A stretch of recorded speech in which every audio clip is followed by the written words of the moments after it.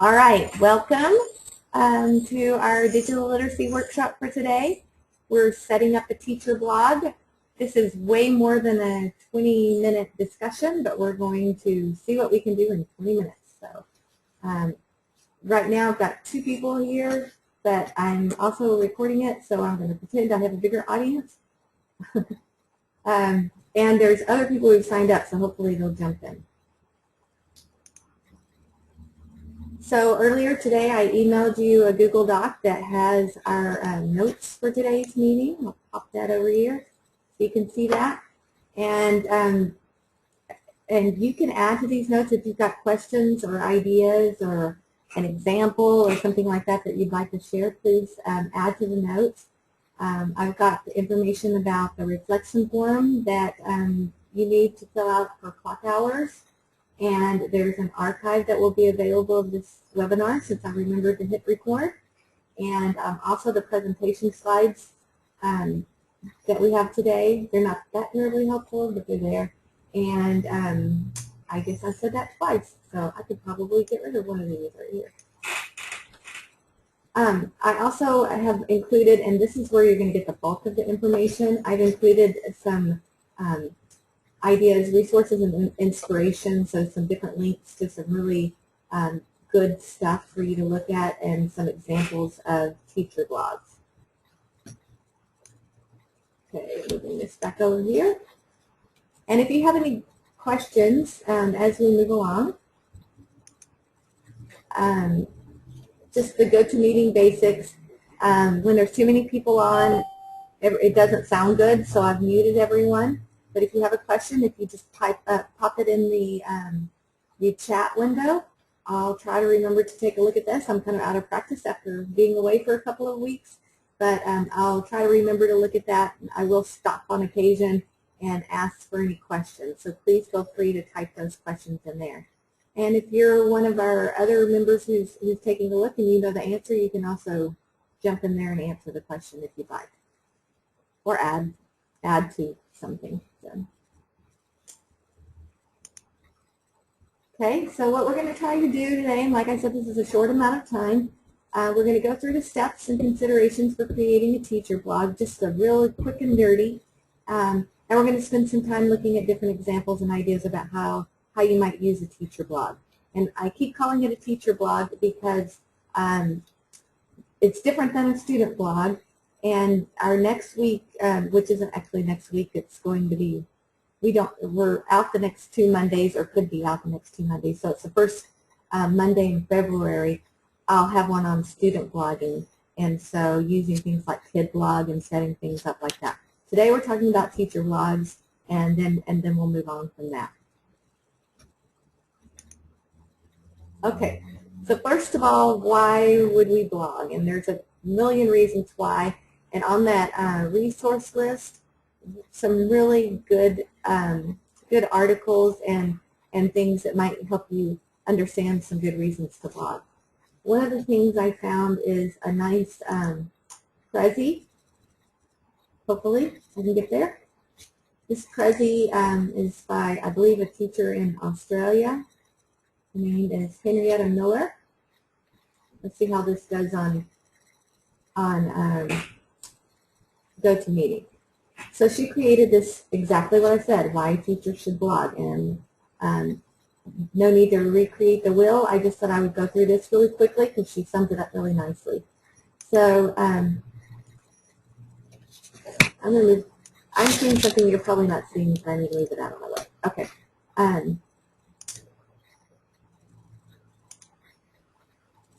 Yes, Henrietta Miller.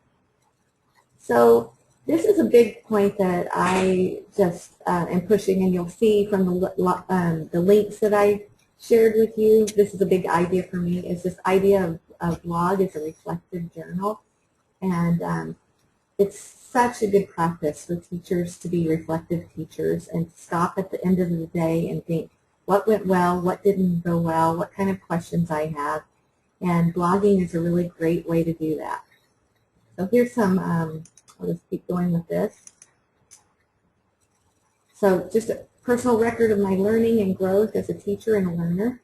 So you can even start off with a blog as a personal and private, so almost just like a private journal. But what you're going to find is if you're brave enough to share what you're thinking and what you're learning with others, you're going to find if you have developed a readership, you're going to find that there's other people who've gone through the same thing or have the same questions or have ideas, and you're going to start learning from each other. So that's a very cool thing to do. And so just the idea, you know, some people, and this isn't everybody, but some people need to write things down to kind of put everything together and make it make sense. And just helps you sort your thinking. And so here's an example of somebody who's writing about that. And another one, reflections from a conference. And writing about a project that they're doing and what they're working on here and ideas that they have. So those are just some of the ideas. I will say when I was in the classroom, I did a classroom blog with my class every day, and we used it for a lot of things, so it's one of those things. But one of the benefits for me was every day I spent about 5 to 10 minutes at the end of the day reflecting on what we had done in the class that day. Not necessarily reflecting on my teaching, but reflecting on what we had done as a class that day. And then that was the news that we shared out. But that process of reflecting on what we did we actually accomplish today, what did we learn, was also a good process for me as a teacher, just on my own reflection. So then it's also a great archive. Not using this Prezi very well. So just a record of things that you've done so you can go back and pull from them again. I use this all the time. I love the fact that I have archived what I've done so I can go back and look at that. An example of this that's not a teacher example is I do a photo blog, and this is my 6th year of taking a picture and posting every day in my photo blog. And things like when the snow geese come down, I can think, oh, when did that happen last year? And I can go back and see my first pictures of snow geese of the year and compare it from year to year and some different things like that. And you could do that with your classroom. When did we work on this in class, or how did that go? And you would have an archive of that kind of thing. And another thing, this storing assignments. So just kind of keeping up with things that you're doing in class. And blogs as a portfolio. There's one of the articles in here is by George Churros, and all of his students in the whole district have a learning portfolio, which is a blog. And so students are building this. Here's what I'm learning that starts in kindergarten and goes with them all through school. That's a student blog. And then, so here he is telling what he's learning. Also with our, with TPEP and all of that, a blog is a great place to put all your evidence. So you've got this, and I know at least one teacher in our district I'm working with who's doing just that. So she's showing, here's what I did, here's some pictures of it, here's some examples of student work, and she's putting all that in a blog.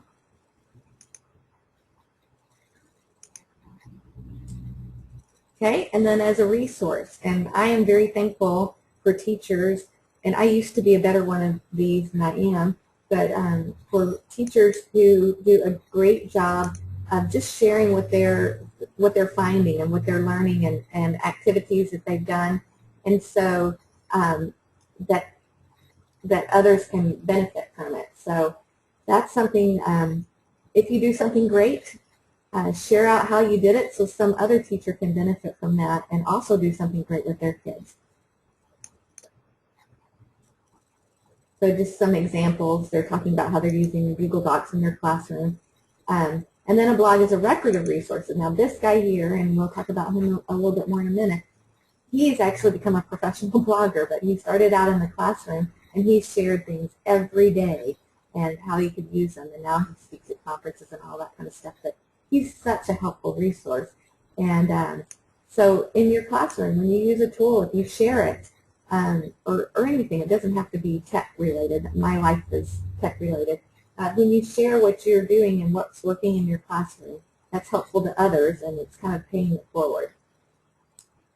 Okay.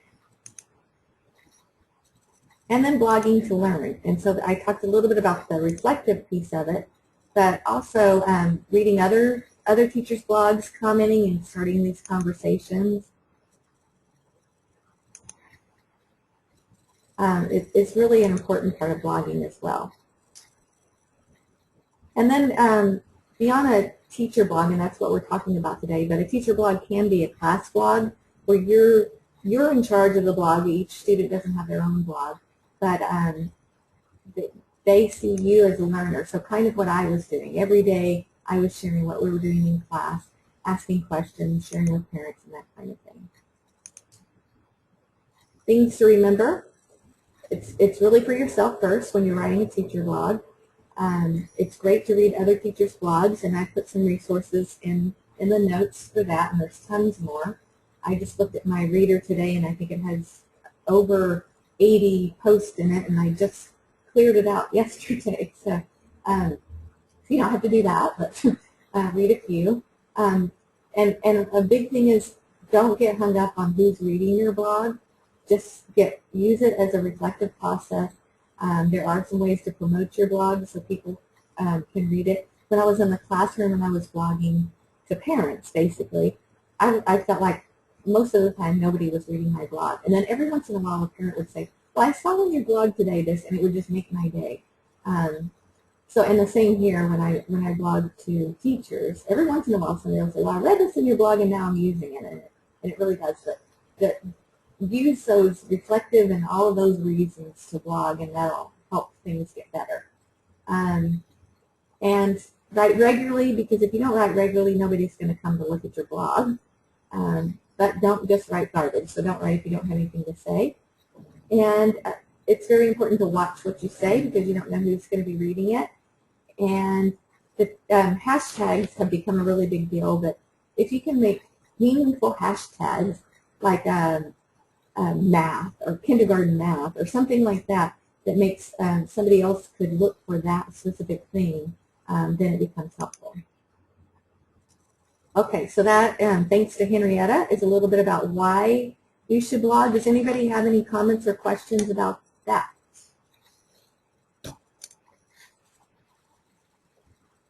Okay, I'm going to move on real quick.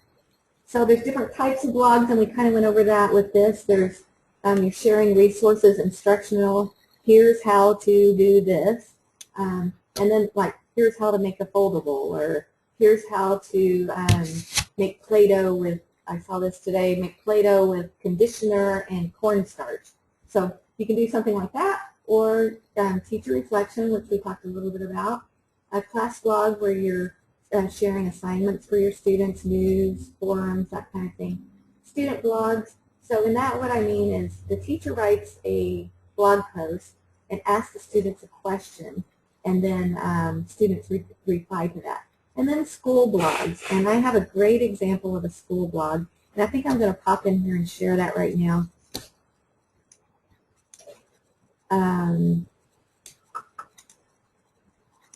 Where did I put it? Uh-oh. Actually, I didn't do that. I am going to share this blog though, because it's great. So,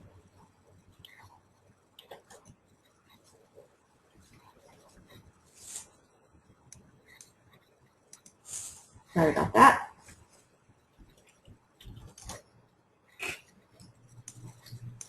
Okay. This is a blog that I'll pull up here in a minute by a school district in Alberta, Canada, and what they have done is they have a calendar, and everybody can sign up for a day to blog on their school blog, and every day of the year somebody is sharing what they're learning. And so here we have an assistant principal. Here's a student. So there are different students, teachers, it can be a parent, but every day they share something that they're learning. And I think that's the coolest thing. So this is, you could do that in your class, where every day a different student shares something that they've learned, or there's a ton of ways you could do that. but I just thought that was a really cool project. And I will put that in the notes. I meant to, and I messed up on that. Okay, I'm going to move on from this because one of the questions I'm sure everybody wants to know, and I said this, and I just want to show you how easy this is to set up a blog. So if you're logged into your Google Apps for Education account, and you just type in blogger.com, it takes you to your Blogger account, which is associated with your Google Apps for Education. And I've already kind of got things set up a little bit, so mine might look a little bit different. But basically, you get started, and then you're going to hit. This is as best as I can recreate it because I've already logged in. But how you create a blog in Blogger is you to go to New Blog. It's going to ask you for a name for your blog. So I'm just going to call it Celebrate Learning. And then it's going to ask what's your address for your blog going to be. Excuse me, I have to get out of here and do the stop. Okay. All right. What your address for your blog is going to be. So sometimes when you start trying, it's not going to work at first, but so you have to have a unique address. Okay, so this says this blog address is available, and then you can pick a theme, and there's several things here, and once you get in it and you start playing around, there's all kinds of things you can do to change your theme, but I'll just pick one for right now, and you can change it later. So, and then I hit Create Blog. I want to say while I'm doing this, in the notes, there are step-by-step directions for how to do this. So I know I'm going very fast because it's only 20 minutes, but I wanted you to see this. So I've set up a blog. That's all I had to do to get started. Now, here's my blog, and if I click on Start Posting, you'll see what it looks like there. It looks like a word processing thing. So here you can put a title, first post, whatever. You can add pictures. Don't have a picture to add right now, but maybe I can find a picture here. I don't even know what this is, but I tend not to have naughty pictures on my computer, so I think we'll be okay. So I can add a picture. This is about teacher confidence in the use of technology. And then I can add content. I can add videos here. Just the same kind of thing you could do basically with a little extra oomph, because you can add videos and stuff that you could do in word processing. And when you get it finished, you can hit Publish. If you're not ready to publish yet, you can hit Preview, and it'll show you what it's going to look like on your blog. And I'm going to go back here.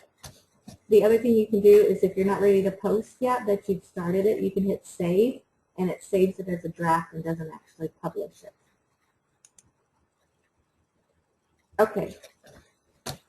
So I'm looking at what Tracy says. I like the element of a public place to keep evidence for all your evaluation process. And I think that that is really a great idea. Then it's very transparent. Here's what I'm doing. Here's all the great stuff that's happening in my classroom.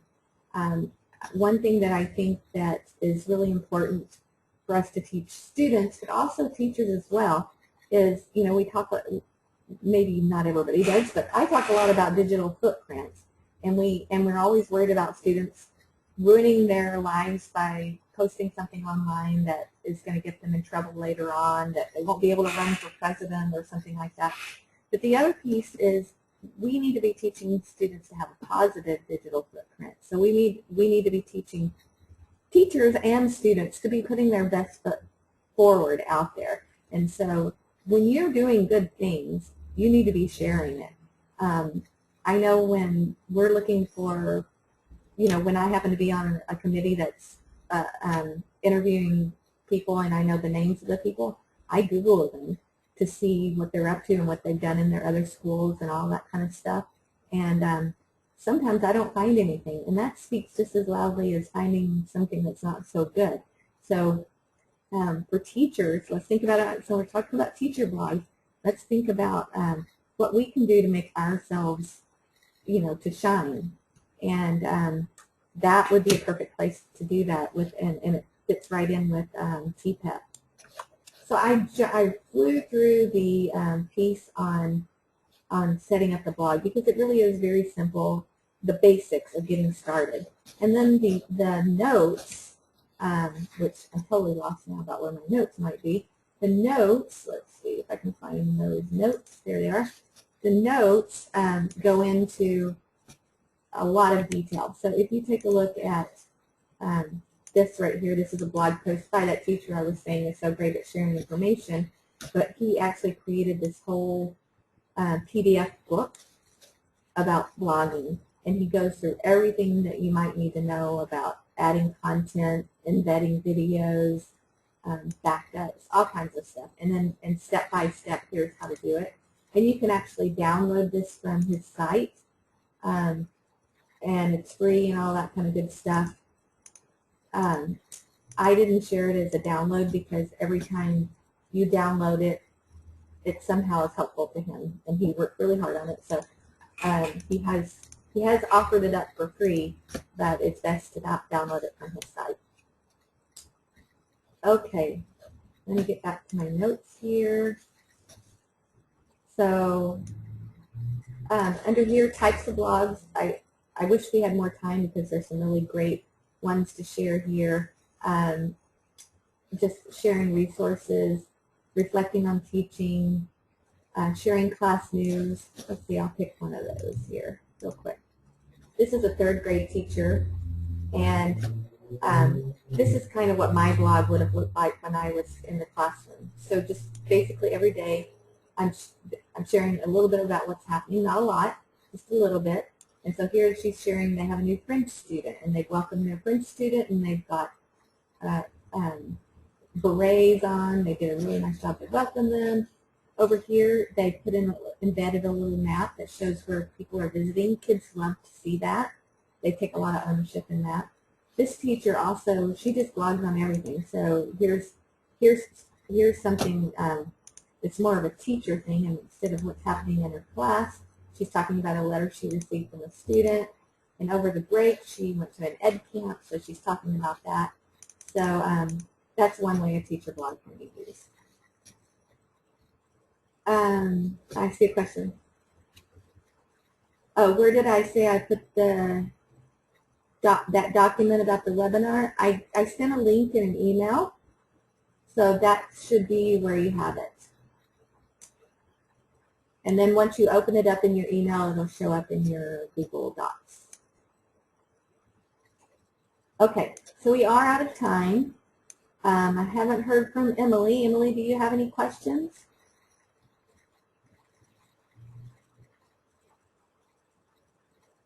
I had more to say than time to say it today. But I really would encourage you to take a look at those notes once you find them, and really some nice, inspiring things. I had one teacher who that looks like didn't get to make it today, who, oh, I know, I have 2 things I want to share with you. Anyway, there's a video by a principal at the school that did the Celebration of Learning blog with his schools, and it's very inspiring. And one of these teachers was saying, I really don't have time to blog, but after watching that video, how can I not blog? So I thought that was pretty cool. That TED Talk here is the video on that.